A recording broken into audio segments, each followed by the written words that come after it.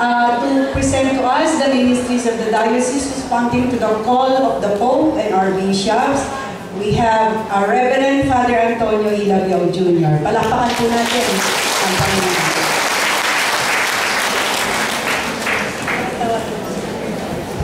Magandang umaga muli sa inyo lahat. Bishop, magandang umaga, mga kasama kong pare, mga mandre, mga leader laiko.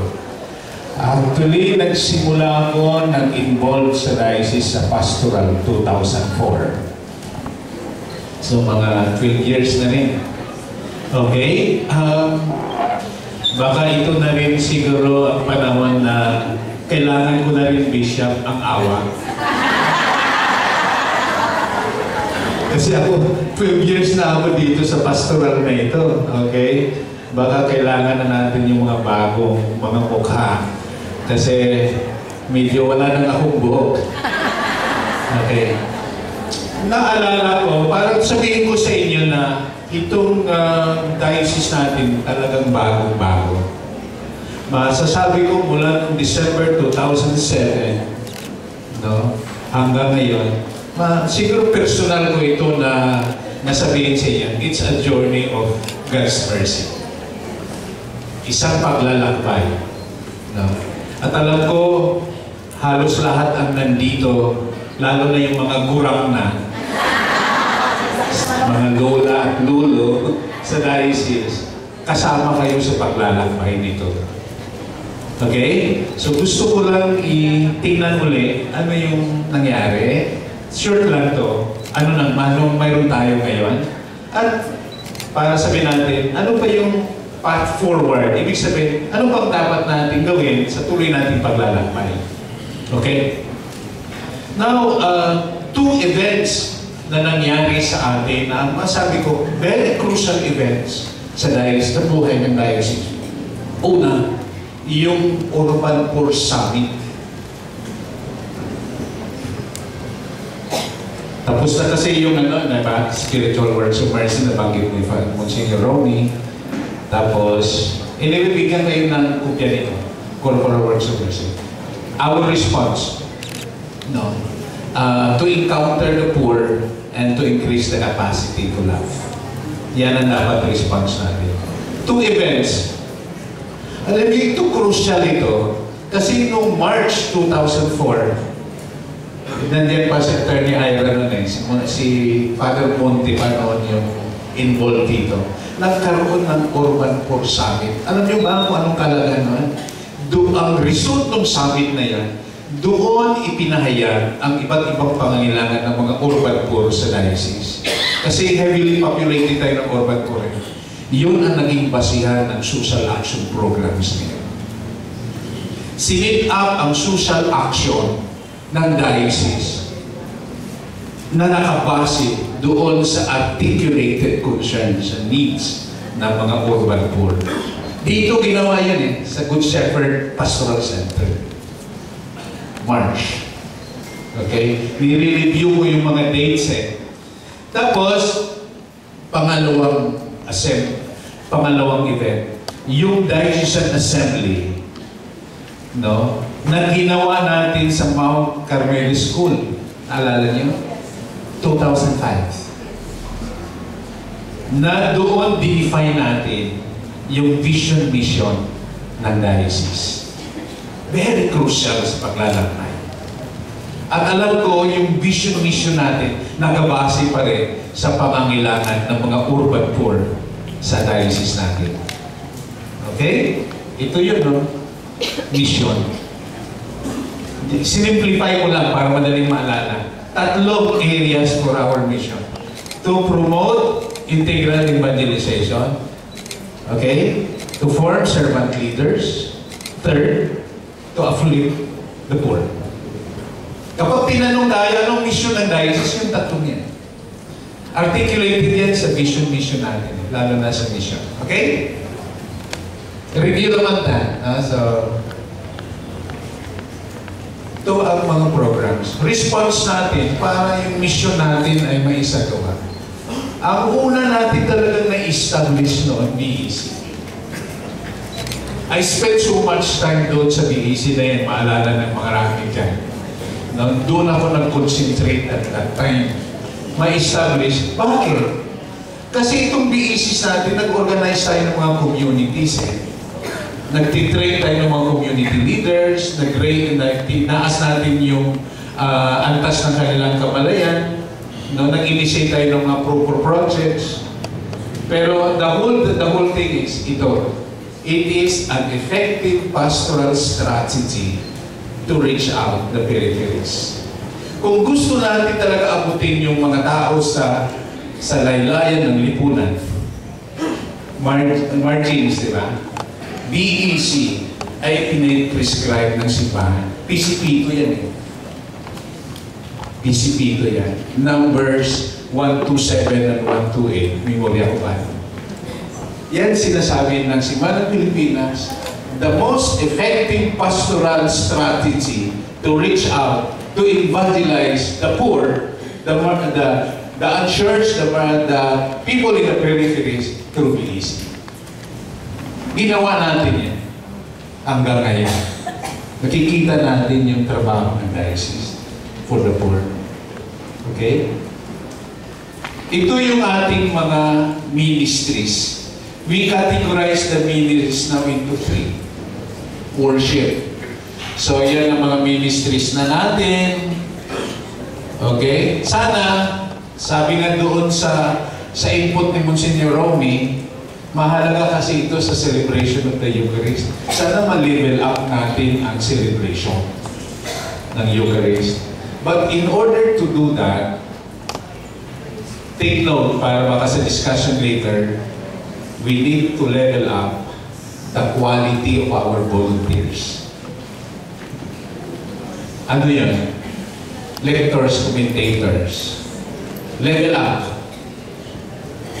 Lay ministers, dapat level up. Tapos, Ministry of Liturgical Music, choirs, level up. Don't do a concert. Di ba? Oo. Ministry of Altar Servers, di ba? Ministry of Reception of Gifts, mga collectors natin. Mahal, iba kasi mga collectors natin, asserets din sila, di ba? Ayun, ang nababanggit kanina, huwag naman kayo magsimahon. Kasi wala na magbibigay. Okay. Ministry for the care of the sanctuary and sacristy in BG. Di ba yan trabaho? Yan ang ministry niyo, di ba? Okay, nalala niya. Okay. Formation ministries, i-run lang natin. Ito yung existing. Formation and faith. Youth. Dami ng mga ministry tayo, no? Family and life. Catechetical, dalawa yan. School-based and community-based, not parish-based. Tapos, biblical apostolate. Stewardship ministry, balikando. We are, baka tingnan nyo yan, kasi that's another area sa tayo patuloy maglalakbay. Mag-level up tayo dyan. No? Kasi may pinag-usapan na yata abolition of arancel. Vocation ministry, mahalaga rin yan. Kasi ang mga parish sa diocese ay aging. Sino man nagsabi na ang average age ng mga parish ngayon 55? In 10 years, another 10 years, mga senior na lahat ng mga parish nyo. What do you expect? Social communications, mass media, extraordinary religious phenomena, Office of Exorcism, bagong bagong ministry, yung mga inaalihan ng masamang espiritu, marami yan sa simbahan.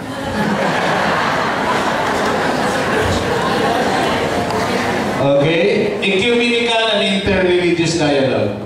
Mga interfaith groups natin. Di ba? Nag-organize tayo ng mga ecumenical, interfaith, dialogue, sessions, activity communities, Cursilio Press. Ito yung pinakamarami natin social action. Okay? Ano ito? We divided into 3. Take note, compassionate care ministries or programs. Ano yan nandyan? Health and nutrition. Disaster preparedness and mobilization, care for the elderly, Ayan, mga seniors, elderly.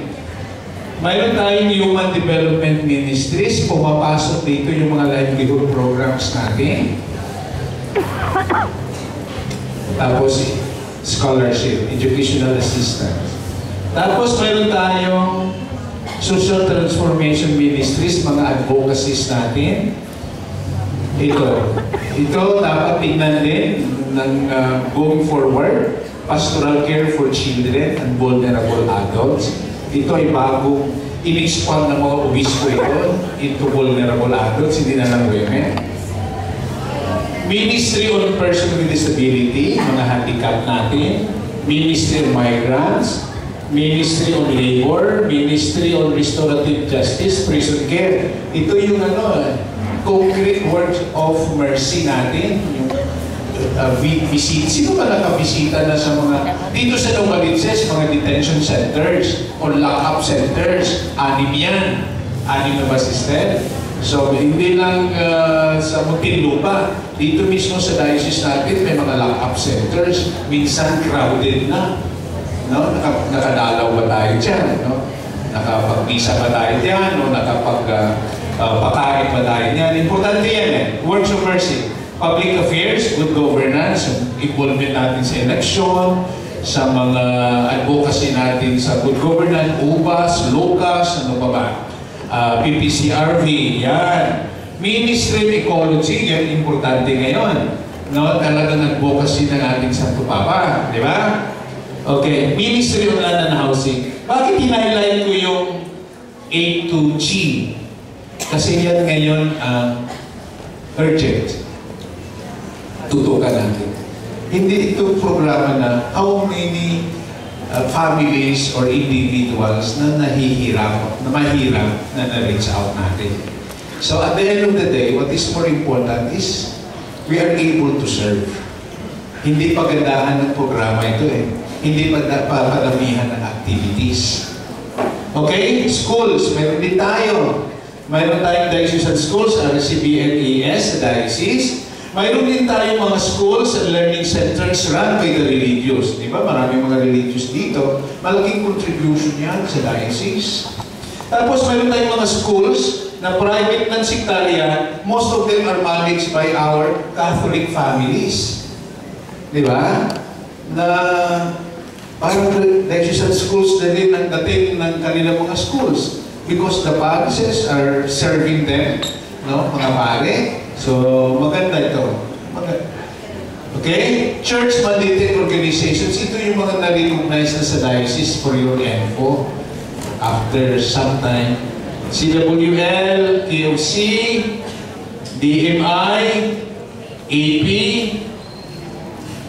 Divine Mercy, Legion of Mary, El Shaddai, and other charismatic groups, Comforts for Christ, Soldiers for Christ, Christian Family Movement, BCBP, bago ito, Brotherhood of Christian Businessmen and Women and Professionals.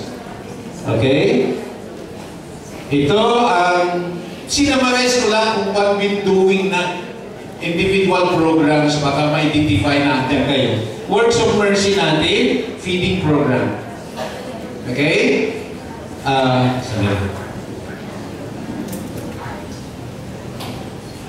Educational Assistance Program, Livelihood. Marami na tayong sinimulan ng mga livelihood programs.